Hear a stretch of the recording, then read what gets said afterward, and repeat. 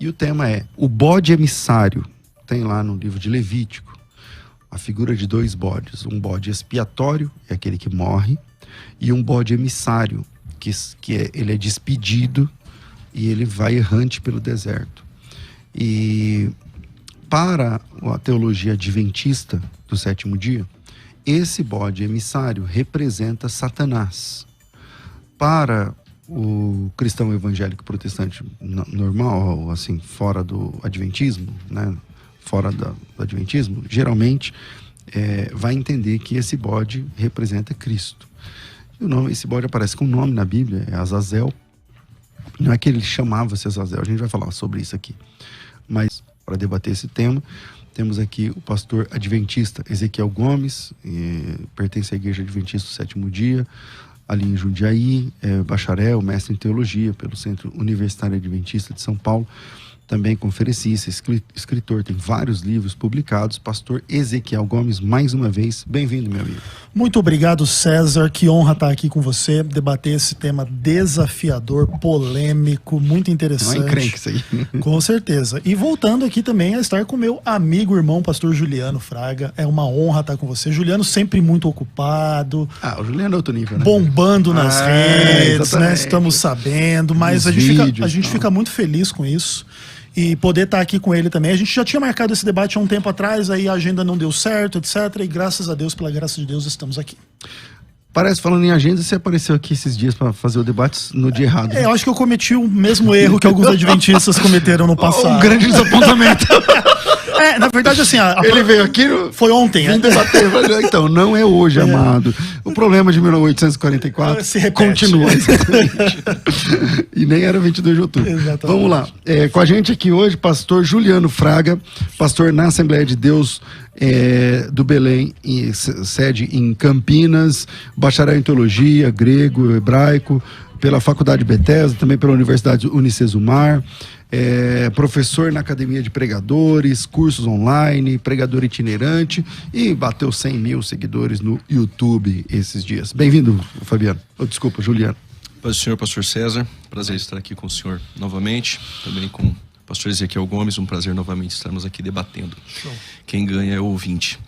E é um tema polêmico, mas relevante também para ser tratado hoje no campo da soteriologia. Tenho certeza que será uma bênção. E no desdobramento do programa, vários pontos, tanto para a questão do Azazel ser Cristo, Ezequiel defendendo que é Satanás. Com certeza o ouvinte que estará nos ouvindo vai tomar a sua posição e vai esclarecer muitas dúvidas. Obrigado, também.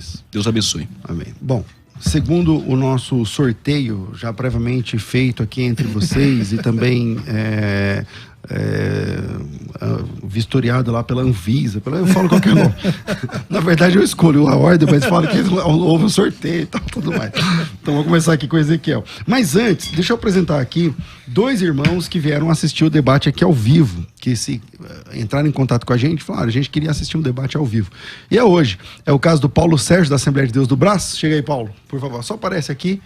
Aí, maravilha, maravilha. Eu fui pastor desse cara aqui faz quantos anos, hein? Uns 20 anos. Uns 20 anos atrás, é isso aí. Exatamente. E também o Paulo da Igreja Luz e Vida. Vem cá, Paulo. Então, se você chama Paulo e quer vir assistir, é hoje. Hoje o dia. Hoje é dia dos Paulos. Então, obrigado, querido. Deus abençoe. Maravilha. Então, se você chama Paulo e quer vir, dá tempo.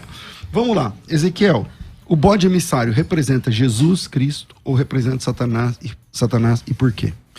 Bom, essa pergunta já foi feita muitas vezes nos embates entre adventistas e não adventistas. E, inclusive, a Igreja Adventista do 7º dia já oficialmente respondeu esse assunto através do livro Questões sobre Doutrina, que é um dos maiores clássicos do Adventismo do 7º dia. Na minha versão aqui em português, nós temos aqui da página 284 até a página 316 uma ampla explicação sobre a nossa visão a respeito do nome de Azazel, do ritual que envolve Azazel e de toda a figura que a gente entende ali no contexto do juízo investigativo, onde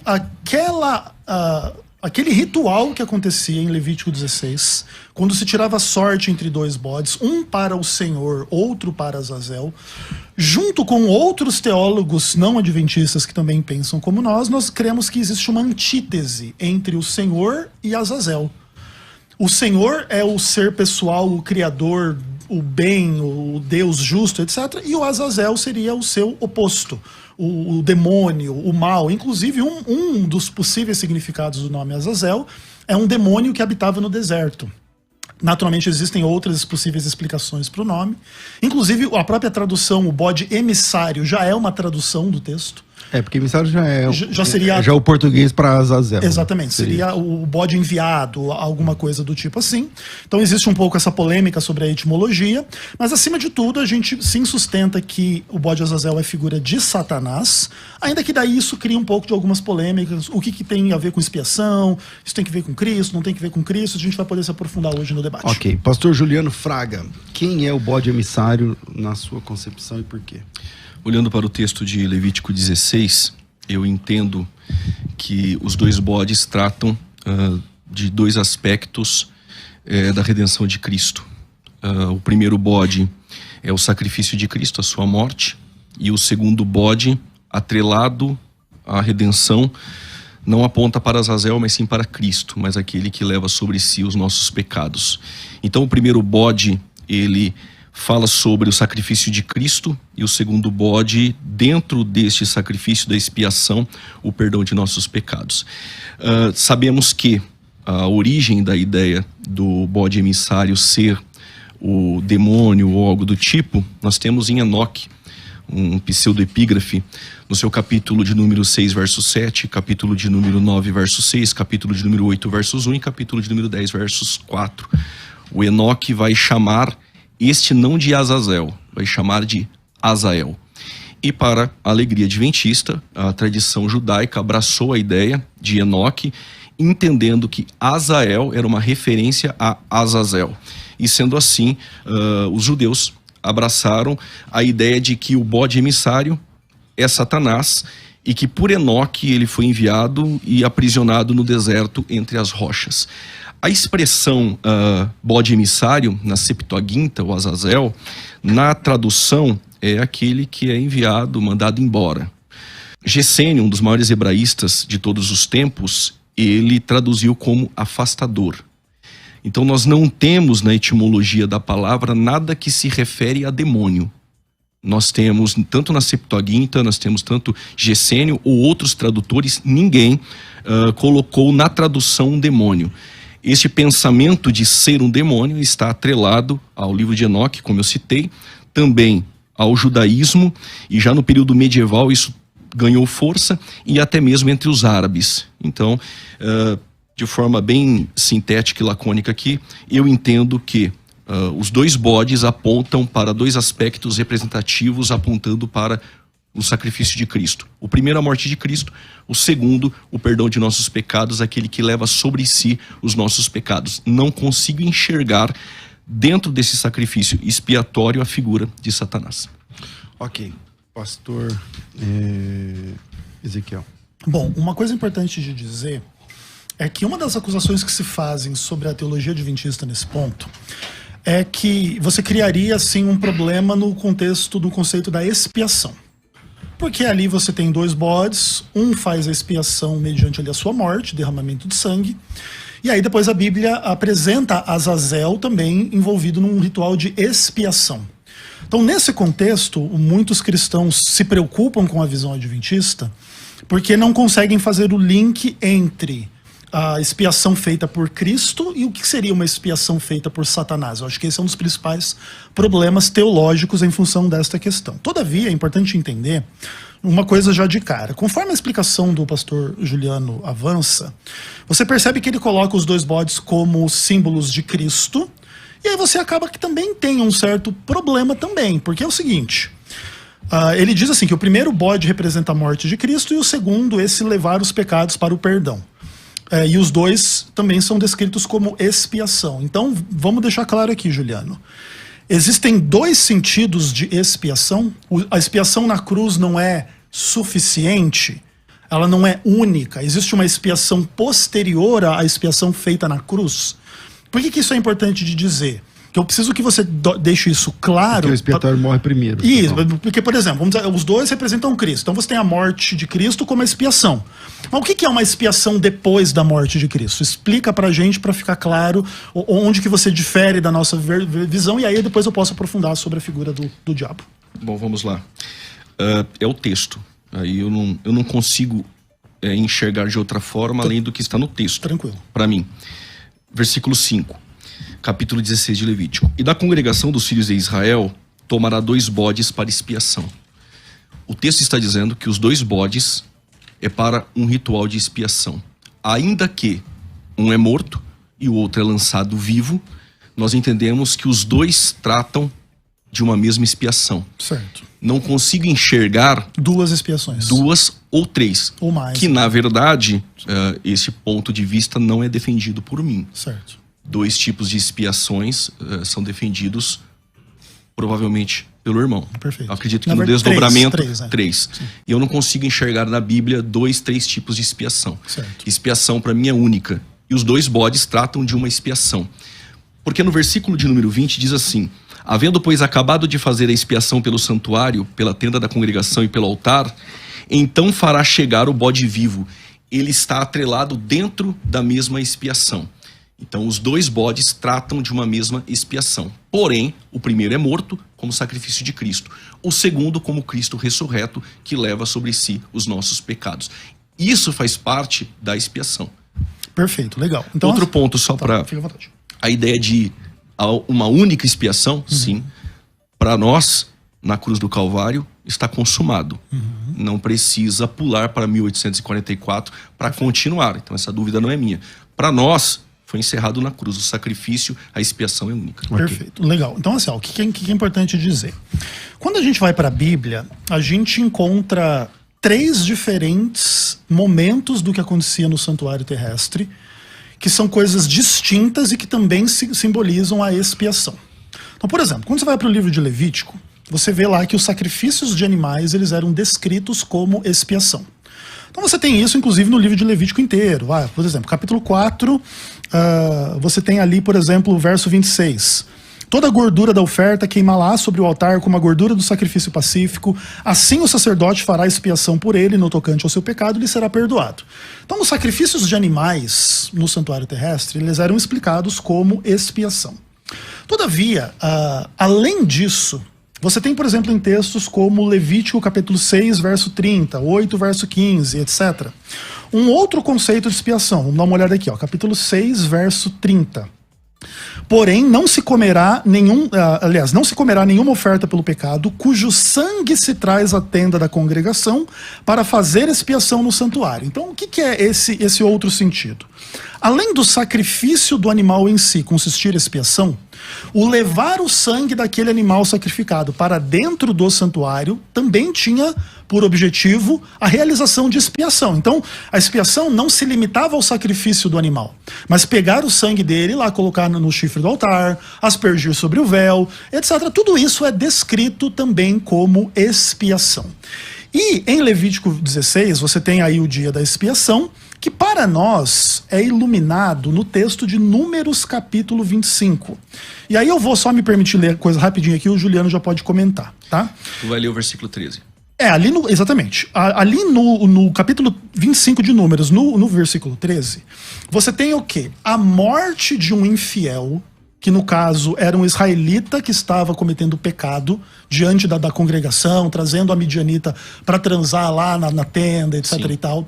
E quando Finéias mata esse homem, que chamava Zinri, a Bíblia diz assim, que ele faz expiação. Nesse sentido, a expiação ela é um juízo, ela é uma condenação, ela é uma destruição daquele que é um pecador incorrigível no meio do povo de Deus. Em função disso, nós entendemos que, em Levítico 16, existe uma diferenciação entre o bode para o Senhor e o bode para Azazel. Azazel, o significado dele é sim, possivelmente um demônio, como nome próprio. Mas com base em quê? Com base na etimologia da palavra. Existe essa discussão. Não tem essa tradução. Não, na etimologia não. Não, sim, existe. Pode ser com base numa teologia, num entendimento. Mas etimologicamente, Azazel não tem nada a ver com demônio. Claro que tem. O Azazel é um nome próprio, um nome de um demônio que habitava no deserto. Só um minutinho. Com todo respeito, pastor Ezequiel. Na etimologia da palavra, Azazel, esse es que aparece aí, é bode. Azel é aquele que é enviado, mandado embora. Não tem como... Claro que tem Não tem como lutar contra Não. o significado da palavra em hebraico. Não significa demônio. Estou dizendo que Enoque, capítulo de número 6, verso 7, 8, versos 1, 9, verso 6, capítulo 10, versos 4, aparece Azael, e ele entendeu que Azael é um demônio e não tem nada a ver com a etimologia da palavra. O judaísmo abraçou essa ideia de que esse Azael, porventura, poderia ser o Azazel e ser um demônio. Agora, vamos lá. Pensar que ele é um demônio ou entender que é, isso não significa que a palavra em sua etimologia, ela significa demônio. Aí você está cometendo um equívoco. Não, porque assim, Mas a questão assim, não é... Eu não estou se falando você que a falar palavra assim, ó, significa demônio. Eu estou dizendo que ela é um nome próprio atribuído a um demônio que habitava no deserto. É que agora há pouco você disse que a etimologia, Mas é a etimologia da palavra. Azazel É exatamente isso. significa um demônio. Aí, aí você teria que fazer essa exegese. Não, perfeito. Mas o fato é, a etimologia da palavra é um nome próprio que é atribuído Agora, a um onde demônio. está esse nome de demônio na Bíblia? Oi? Aonde está esse nome? Em Levítico 16. Ali você entendeu, então. E, Legal. exatamente, Tá. é o próprio termo, é o entendi. nome próprio, entendeu? Então, o que acontece? Mas o mais importante é, em Números 25, você tem um conceito de expiação que é a destruição daquele que é rebelde no meio de Israel. Então isso aqui não é um tipo da expiação de Cristo. Isso aqui é um tipo de uma outra expiação, da destruição daquele que é rebelde no meio do povo. Em função disso, a gente entende que no ritual do santuário terrestre estavam contidas as figuras e sombras do que aconteceria em um contexto cósmico e celestial. Jesus Cristo é o bode para o Senhor que derrama o seu sangue e faz o perdão dos pecados. O verso 20 que você leu de Levítico 16 diz: terminada a expiação fará chegar o bode vivo. E aí o bode vivo, ele é condenado, enviado para o deserto, inclusive numa imagem parecida com Apocalipse capítulo 20, onde Satanás é preso lá no deserto, na terra desolada, na nossa percepção, etc. Então, dentro da nossa ideia, Satanás é que vai sofrer essa expiação. Por quê? Porque ele será condenado como Zimri foi condenado como um pecador no meio do povo de Israel. Ok. Bom, são muitas coisas, né? Muitas coisas, claro. Vamos por parte. Sobre os 3 tipos de expiação, eu vou falar daqui a pouco. Quando o irmão cita sobre animais que eram mortos para expiação, todos esses animais, eles apontavam para Cristo. Sem dúvida. Tá? Então é uma única expiação, ao meu ver. Eis ali o carneiro com Isaac apontava para Cristo. O cordeiro de Deus que tira o pecado do mundo. Temos carneiro, temos cordeiro, temos o bode, Boi. também temos a ovelha, muda, também aponta para Cristo. Novilho. Sim, tudo. Todos os animais, sacrifício de Cristo. Inclusive, até 2 pombas. Sim. Só que as 2 pombas, o adventismo não trabalha com a outra que é solta. Sim. Somente com o bode. Mas é paralelo. Todos apontam para Cristo. Mas aí o autor aos Hebreus, ele encerra essa ideia da expiação em Cristo. Não cabe aqui Satanás. Em nenhum texto do Novo Testamento nós temos Satanás fazendo parte da expiação. Daqui a pouco vou entrar nos textos que não falam nada de expiação de Satanás. Daqui a pouco vou entrar no texto. Diz assim: holocaustos e oblações pelo pecado não te agradam. Hebreus capítulo 10, verso 6. Então disse: eis aqui venho, no princípio do livro está escrito de mim, para fazer a Deus a sua vontade. Como acima diz, sacrifício e oferta, holocaustos, oblações, pelo pecado não quiseste, nem te agradaram, as quais se ofereceram segundo a lei. Então disse: eis que venho para fazer, ó Deus, a tua vontade, tiro o primeiro para estabelecer o segundo, na qual a vontade temos sido santificados pela oblação do corpo de Jesus Cristo. A expiação se dá no corpo de Jesus Cristo. E no versículo 5 diz: por isso entrando no mundo diz, sacrifício e oferta não quiseste, um corpo me preparaste. Ou seja, todos os animais do Antigo Testamento apontavam para Cristo. Perfeito. Nenhum deles aponta para Satanás. E por quê? Porque no Novo Testamento nós não temos um único versículo que trabalha com a ideia de que Satanás faz parte da expiação. O texto de Números 25, versos 13, não tem nada a ver esse texto com a ideia de Satanás levando sobre si os pecados, até porque quem leva sobre si os pecados é Cristo, na Bíblia, e não Satanás. E o texto de Números 25, versos 13, havia uma prostituição, alguém da tribo de Simeão, Zimri, ele tem relações com uma midianita e o Finéias ultrapassa com a sua lança. Sim. O Finéias, que aí ultrapassou o mesmo com a lança, ele vai ter um ofício sacerdotal. Uhum. E esse Finéias, quando diz fez sacrifício ou fez ali a expiação, não, ele não fez a expiação porque ele matou aquele rapaz. A expiação se dá porque depois fizeram expiação pelos pecados do povo. Então isso aí é uma inferência para pegar esse texto, forçá-lo para colocar algo que a Bíblia não diz no Novo Testamento, que é a ideia de Satanás tendo sobre si os pecados da humanidade. Outro ponto, não existe esse lugar que Satanás vai, que é um lugar deserto, remoto, onde os adventistas alegam, com base nos escritos de Ellen White. Não tem isso na Bíblia. E aí você precisava mostrar um texto no Novo Testamento que mostra Satanás fazendo expiação, e aonde que Cristo vem na segunda vinda e lança pecado sobre Satanás. E que lugar é esse na Bíblia que Satanás vai fugir e os pecados serão lançados sobre ele? Não tem esse texto. Se o irmão me apresentar o texto, eu acredito que vai ficar mais fácil para o debate, com base em texto bíblico. Okay. Tá, então vamos lá. Você apela para o livro de Hebreus para fazer essa discussão, e é exatamente o livro de Hebreus que fundamenta a nossa visão. O que diz lá o capítulo 8? Os que ministravam lá no santuário terrestre faziam isso em figura e sombra das coisas celestiais. Então, o que acontece? Lá no santuário terrestre eram mortos os animais, isso era uma figura e sombra de um sacrifício daquele que tem origem celestial, que é o próprio Cristo. Ninguém discute isso. Ocorre que o sangue dos animais era trazido para dentro do santuário e aquilo também é descrito em termos de expiação. Por isso, inclusive, nós adventistas cremos que o que Cristo faz ao aplicar os benefícios do sangue que correu na cruz no santuário celestial também é descrito como expiação. Por exemplo, quando você recebe o perdão dos seus pecados hoje, você recebe uma expiação dos seus pecados. Não é porque Cristo ainda não morreu, o sacrifício dele não é suficiente, é porque o que ele fez lá na cruz agora é aplicado para você hoje. Entretanto, a expiação, ela tem que ver com a eliminação do pecado. Vamos trabalhar com a seguinte ideia: se o pecado nunca deixasse de existir, a expiação nunca chegaria ao seu fim. Ela nunca teria o seu objetivo completado. Então, o que acontece? A expiação, ela demanda esta parte de juízo, onde o pecado é eliminado. E quando você coloca o texto de Números 25, você fala assim, que não foi a morte de Zinri que fez a expiação, mas foi como se ele era um sacerdote, o Finéias, e que depois ele vai fazer sacrifícios, etc. e tal. Mas não é isso que o texto diz. O texto diz que ao matar aquele homem, ele fez expiação. Essa é a conclusão do texto. Então o que acontece? Ao eliminar o pecador incorrigível do meio do povo, se faz expiação. Qual que é a ideia do adventismo em relação a Satanás? A ideia é que Satanás, ele cumpre esta função em Apocalipse capítulo 20. O que acontece? Dentro da nossa visão do livro do Apocalipse, o livro do Apocalipse ele é construído com base no ritual levítico. Então, Apocalipse 1 fala que Jesus nos libertou pelo seu sangue. Aquele que nos ama e nos libertou dos nossos pecados pelo seu sangue. Ali é o início do sacrifício levítico. Então Jesus, ele cumpre o sacrifício levítico. Imediatamente, Jesus aparece no meio dos candeeiros entre as 7 igrejas. Ele está no lugar santo do santuário celestial. No capítulo 11 do livro de Apocalipse, Jesus aparece, aliás, a Arca da Aliança aparece, onde houve vozes, relâmpagos, trovões, lá em Apocalipse 11, verso 18, ou verso 19, se eu não me engano. E aí começa-se o dia da expiação celestial.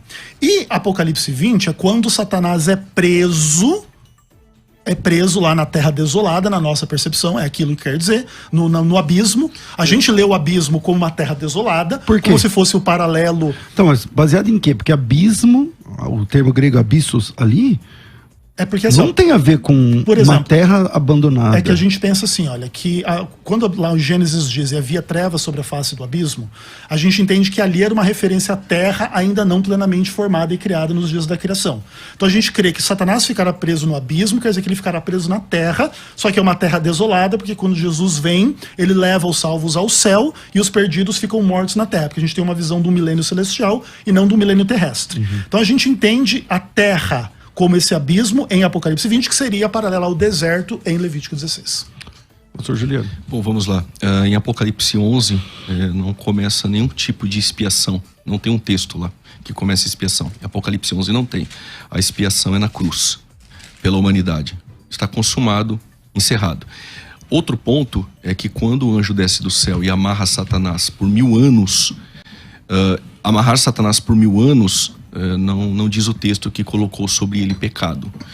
E também quando Satanás é solto depois de 1000 anos, há uma batalha de Gog e Magog e Satanás é lançado no Guiena. Também não tem nenhum texto lá dizendo que os pecados foram colocados sobre Satanás. Não vou entrar na questão de milênio no céu, até porque vai fugir do assunto. Mas ele vai reger com vara de ferro as nações. Isso é no céu? Estranho. Mas tudo bem, vamos voltar para a ideia da expiação. Bom, sobre as teorias da expiação que nós tivemos na história da igreja, nós tínhamos a teoria do resgate, que foi rechaçada, era de Orígenes, que nós tínhamos uma conta a ser paga para Satanás e a exigência era sangue. Depois nós vamos ter um outro tipo de expiação governamental, por Hugo Grossio, também foi rechaçada essa ideia. Vamos ter uma outra ideia de expiação, e essa expiação, uma ideia de modelo moral, serviu de exemplo, mas Anselmo ele vai trazer uma ideia melhor sobre a ideia da expiação, que nem é a ideia da substituição penal. Esse exemplo moral era defendido até por Pelágio. De todos esses tipos de expiação, a ideia é: quem pecou contra Deus foi Adão. Toda a humanidade está em Adão. Quando Adão cai, todos nós caímos. A ideia de Anselmo é: precisa satisfazer a vontade de Deus. Um Deus santo foi ofendido. O ofensor, a sua natureza era humana. Para satisfazer a exigência e a justiça desse Deus santo, precisa Deus se fazer carne. Quando Cristo se faz carne, ele atende à exigência, a satisfação de um Deus santo, ela é atendida. Satanás não pode fazer parte da expiação, porque Satanás, primeiro, ele não preenche o requisito de natureza santa, não. A natureza daquele que pecou é humana, Satanás não tem uma natureza humana. Então, dentro da expiação, Satanás não preenche nenhum requisito. Quando vamos para o Novo Testamento, sobre a ideia de expiação, que é ilasmos, nós temos 2 textos que trabalham com a ideia de expiação no Novo Testamento, com a expressão ilasmos no grego. São estes textos: 1 João, capítulo de número 2, versículo de número 2. E depois 1 João, capítulo de número 4, versículo de número 10. O primeiro texto de João, na sua primeira epístola, capítulo 2, versos 2, vai dizer que Cristo, ele é aquele que expiou os nossos pecados. E não somente os nossos, mas de toda a humanidade. Perfeito. No capítulo 4, versos 10 da mesma epístola, vai dizer que Deus enviou o seu Filho para expiar os nossos pecados. Depois vai aparecer uma outra palavra, que é ilasterion. Essa palavra, ela também tem o sentido de ideia de propiciatório e tal. Hebreus capítulo 9, verso 5. Romanos capítulo 3, versos 25. E uma terceira palavra que é ilaskomai, que é uma ideia de satisfazer a exigência de Deus, essa justiça, em um sacrifício perfeito. Lucas 18, versos 13. E nós temos um outro texto que é Hebreus capítulo 2, versos 17. Todos esses textos que abordam a ideia de expiação, em nenhum deles tem a figura de Satanás. Não tem nenhum texto no Novo Testamento que dá luz à ideia de que Satanás era o Azazel, que Satanás tem parte na expiação. E por mais que o adventismo queira negar, se o bode Azazel for uma figura de Satanás, Satanás, mesmo que vocês não queiram admitir, não tem como. Ele se torna um corredentor da nossa salvação. Ele faz parte, ele contribuiu para a nossa salvação. Em nenhum texto bíblico isso aparece.